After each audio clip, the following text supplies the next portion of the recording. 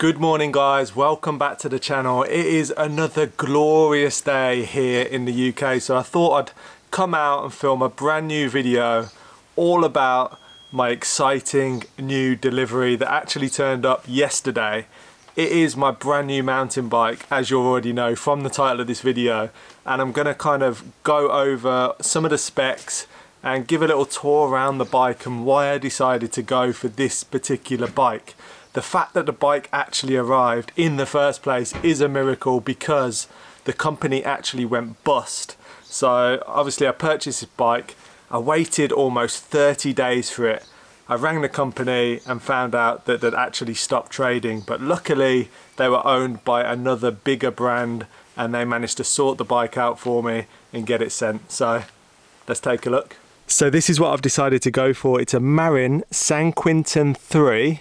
And it's sold as an extreme hardtail dirt jumper slash kind of enduro style bike, so it's a good all-rounder, and that's exactly what I wanted. I wanted an all-round mountain bike because I'm new to all of this. I've literally only ever been to like Cannock Chase trails twice before, and that was on a pretty basic mountain bike, so this is a new world to me. I wanted something where I could learn dirt jumping, I could do some downhill, but I also realized that the majority of my riding around North America and in the UK is probably going to be longer distance enduro single track stuff, so this is the perfect bike.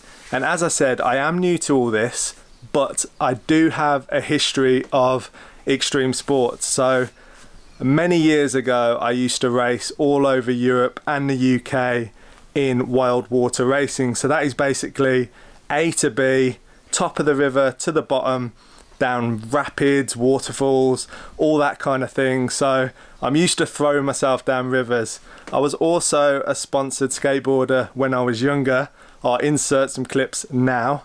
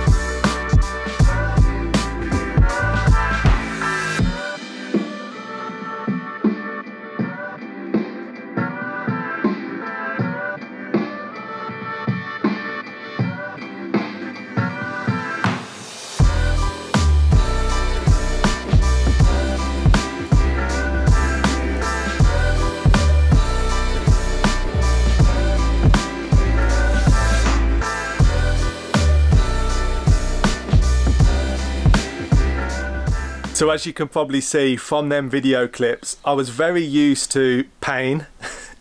I was very used to throwing myself down massive sets of stairs, handrails and stuff like that. And I think once you've done something like that, you build a confidence. And I'm hoping that confidence, although it was probably more than 10, 15 years ago now, I feel like I've still got that confidence. And I know it's important with extreme sports that you don't want to be overconfident. You need to realize that this is a dangerous sport and you're not invincible. But I think when tackling new trails, new objects and learning this sport of mountain biking, I think it's going to really help me that I had a past in extreme sports, so fingers crossed. So before I get into the actual bike specs, I wanted to show you one of the most important things, and that is the helmet. When I was younger, I had a really bad accident on a bike and I wasn't wearing a helmet, and now I have a massive scar and I was off school for a few weeks, so it was pretty bad. But this is the TSG Scope. This helmet is so comfortable, it's got a lovely peak, and it also looks amazing. It's super lightweight. I can't even feel that it's on my head when I'm riding, which is perfect. It is called the Scope and it's the graphic design model, which is called Hide and Seek, and I just love the camo. It looks so nice. So if you're wondering why my camper van is such a mess and covered in masking tape, that is because I'm currently doing a full renovation on it and making it ready for our big trip to North America, which I'm super excited about. But please make sure you subscribe if you're not already. If you're liking the content so far, there's lots more to come. We're going to be going wild camping, we're going to be doing bushcraft, lots of mountain biking, all different trails around North America. So please subscribe right now so you don't miss another video, and let's check out some of the specs on the San Quentin 3. So as I mentioned, this is all new to me and I might get some of the specs wrong, but as you can see, it's a really nice slack looking bike. So that's going to be really good for downhill and stuff like that. It does have RockShox Revelation forks, 130mm travel.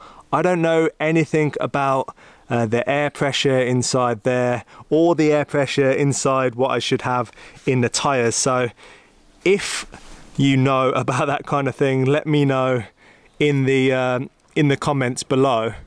It has a dropper post, so if I just press this lever here, the seat will pop up, and this thing is a game changer for me because when you go in uphill, it's nice to have the seat a lot higher and you don't want to stop, pull over and have to readjust your seat. So that dropper post is absolutely going to change the game. I've never had anything like that on a bike that I've owned. You can see the frame, it's really meaty, it's really thick. You can tell that they've made this bike to be able to be put through its paces, which I'm very excited about. I should be able to learn a lot on this bike, and this doesn't have to be a forever bike, you know. If I outgrow it or I decide to do more downhill stuff, then I'll get a particular bike for that particular discipline. But I thought for now, this bike would do the job. So we got Shimano levers and also the hydraulic disc brakes down here. The first thing that I'm probably going to swap out on this bike are the pedals. Pretty standard pedals, come with most mountain bikes, so I'll swap them out. They're okay, they do the job for now. But if you got any suggestions on what pedals I should get, please leave a comment below. That would be really, really helpful. So the seat on this bike is actually quite comfortable. I haven't done a lot of riding yet on it, but the first ride, it was really nice. But I guess if I'm going to be doing more long distance stuff, then maybe I need a slightly better seat.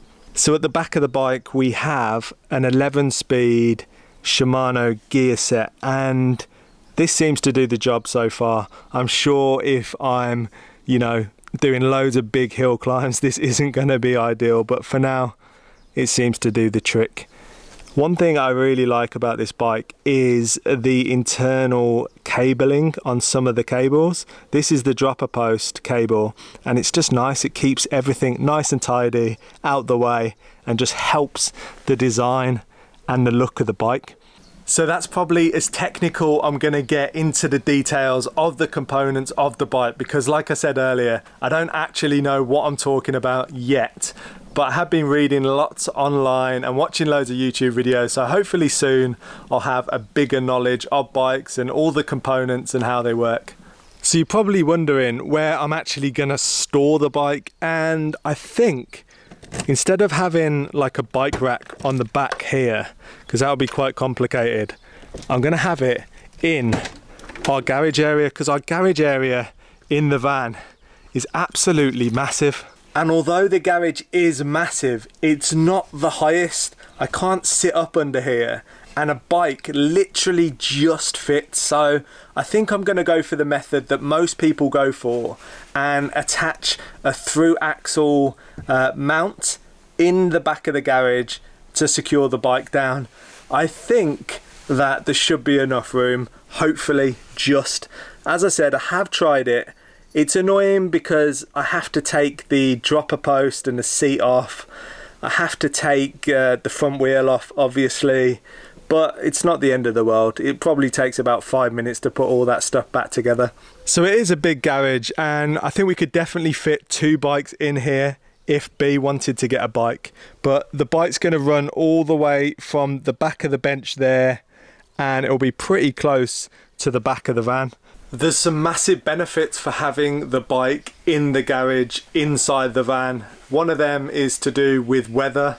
Obviously we go to lots of places where there's bad weather and you don't really want to leave the bike outside all of the time. Another one is security. Obviously you want to keep your bike safe. It's expensive. I don't want it to get nicked. I don't want to draw attention to the van, so therefore it's better that it's locked away inside, safe and sound. I've just taken a moment to appreciate how badass my van looks, especially now it's got the San Quentin 3 alongside it, and I just picked up this GoPro 8, so now I can bring you guys along for the ride. So another reason for having it inside the van is it's actually quite complicated to mount it on the back of the van, because we have this rear wheel carrier here and the wheel is absolutely massive, takes up a lot of room and sticks out quite a bit. So one of the options would have been to get a custom mount made that bolts onto this step, but the problem with that is the wheel's probably going to get in the way, so it'd need to stick out further. And we obviously off-road a lot in this vehicle, so the more it sticks out here, when you're going up steep inclines off-road, that's just going to bash off the floor. So you want to keep this back end as high as possible, really. Another option would have been to get something made like this to go on this side, and then you could mount the bike vertically upright. That would look quite cool, but yeah, I think overall the best option is just to have it inside the van. So that's about it for this video. I hope you've enjoyed it. I hope you've enjoyed looking around the bike and also my ideas to do where I'm actually going to store the bike. And in the next video, I think what we'll do is I'll stick the GoPro on and we'll go out and we'll actually ride the bike and see how we get on. Go and do some trails, go and do a little bit of downhill. I'm right near Sherwood Pines, and Sherwood Pines is a really tame place to practice, which is good for me because obviously I'm learning and then I can work my way up to some bigger stuff. But thanks for joining me. I'll see you on the next video and make sure you subscribe.